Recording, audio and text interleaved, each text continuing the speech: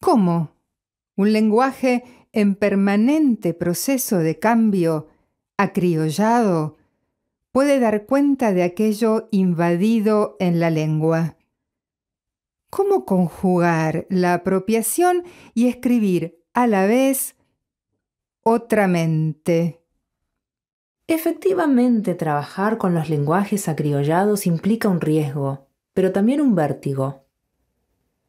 Se trata, en definitiva, de indagar en el prestigio que portan ciertas expresiones que la alta cultura desecha siguiendo una política de exclusión. Me interesa precisamente trabajar desde el interior de estas zonas y quizás la otredad radica, es una conjetura, en atraer de manera desviada ese lenguaje popular para hacerlo gravitar como una política de instalación literaria. ¿Qué le contestás a la Virginia Woolf que en Tres Guineas dice: como mujer no tengo patria. Como mujer no quiero tener patria? Virginia Woolf, maestra de maestras, afirma algo radical a la vez que provocativo y cifrado. Intentando comprender esa cita, yo diría que efectivamente parece no haber patria para las mujeres, pues toda patria las pone en un espacio demasiado conflictivo. Pero también se podría pensar en que podemos desconfiar de las normativas que articulan lo que entendemos por mujer, y esa desconfianza promueve la incerteza a cualquier pertenencia. Y por último, se podría suponer que frente a la crisis que implica la catalogación en que está inmerso el género femenino, la única patria posible parece ser, una vez ya expatriadas de antemano, la patria de la letra, es decir, la escritura. Si la globalización busca negociar la diferencia y no anularla, ¿crees que una manera de resistencia desde la literatura sea exacerbar la contradicción? La globalización es solamente un discurso para validar la hegemonía tecnológica. Por eso no estoy segura que realmente dé cuenta de la diferencia. Más bien pienso que construye diferencias a su arbitrio interesadamente para realizar una operación comercial. La diferencia como drama y transgresión es preglobalización y seguramente continuará en la era postglobalización. Sin embargo, no creo que lo literario tenga una misión específica. Su revuelta y su batalla radica, creo, en convulsionar su propio campo y emprender allí una batalla política. En ese punto, las contradicciones son las plataformas que ponen en evidencia las verdaderas diferencias, claro, en el territorio radical de la escritura. Si leer un texto es necesariamente la lectura de un sistema de textos completo, ¿entre qué textos vaga el significado de tu obra? Yo creo ser, tú sabes el riesgo que portan las autocalificaciones, una lectora y escritora vagabunda. Entonces vago y divago entre múltiples textos, entre múltiples épocas, entre múltiples aristas de proyectos. Vago y divago por diversas tradiciones con una exacta distancia entre Sardou y Rulfo, entre Clarice Lispector y Marta Brunet, mi admirada escritora chilena. En fin. Y desde luego como una vaga estoy abierta a todos los textos que no conozco y que sin duda me asaltarán. En tu obra se observa un trabajo exhaustivo con la lengua, un adentrarse. Pienso en Por la patria y el dialecto de Lampa. ¿Cómo es ese proceso de acarrear la historia de la lengua chilena? Una de las aristas fundamentales para mí es el juego. Jugar con los códigos. Y en ese sentido, una de las posibilidades es conjugar la alta cultura junto a las culturas populares, y más aún delictuales. Cada comunidad cuenta con sus particulares inflexiones. En Por la Patria está presente la inflexión chilena, su cifra, que es, por cierto, una cifra política. Es uno de los trabajos literarios más apasionantes en los que me comprometí y quizás también el mayor naufragio. Sin embargo, el goce que me provocó esa escritura me puso en una situación límite con lo que podría ser mi experiencia nacional. El gesto del lector comporta una lectura convertida en acción. Acción que es un razonamiento del mundo. ¿Sobre qué mundo razonarías tu lector?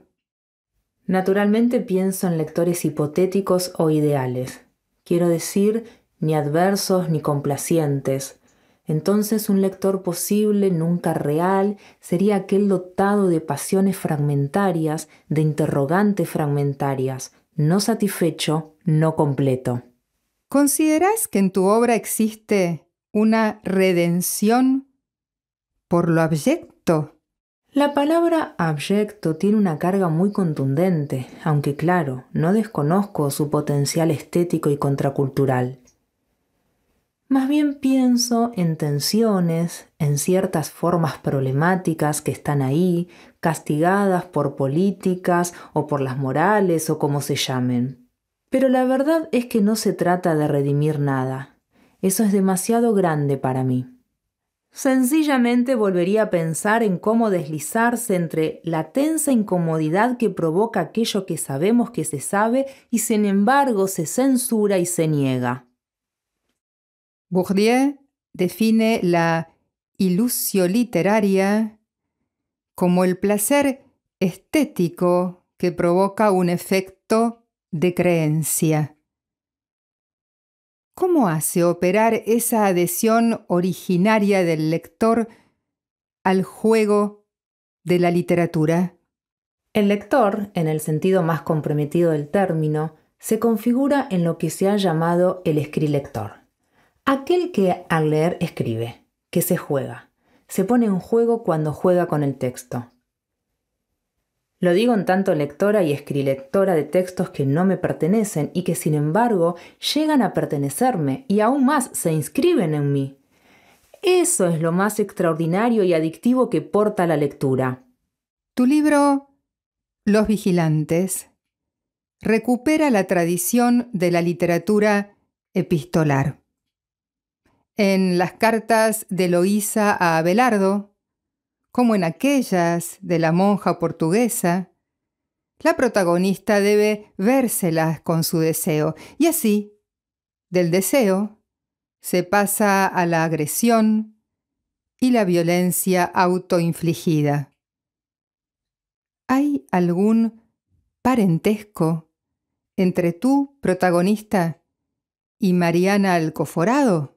Sí, leí el texto que señalas y desde luego es muy apasionante la relación entre celda conventual y pieza nupcial. Es también importante leer a la monja enamorada, a la monja despechada. También me pareció interesante que en el presente un grupo de escritoras portuguesas haya escrito las nuevas cartas portuguesas, que no conozco pero me interesa, me tienta su lectura. En realidad, Los Vigilantes carece de ese halo romántico. Le faltaría el oficial francés que le daría esa tonalidad definitiva, pero claro, por el mero hecho de utilizar como estrategia narrativa el género epistolar. La protagonista de Los Vigilantes se une a la monja y a no sé cuántas otras. En el libro El infarto del alma, junto a la fotógrafa Paz Errázuriz, vos contás historias de amor en la locura. ¿Desde qué ejes trabajás el trastorno del amor en las relaciones de dominio y agresión? El libro El infarto del alma constituyó para mí un gran desafío, porque efectivamente sus referentes eran enfermos psiquiátricos crónicos extremadamente carenciales que estaban sometidos a una situación vital desoladora. Entonces los dispositivos literarios para llevar adelante este libro implicaron para mí un gran compromiso intelectual.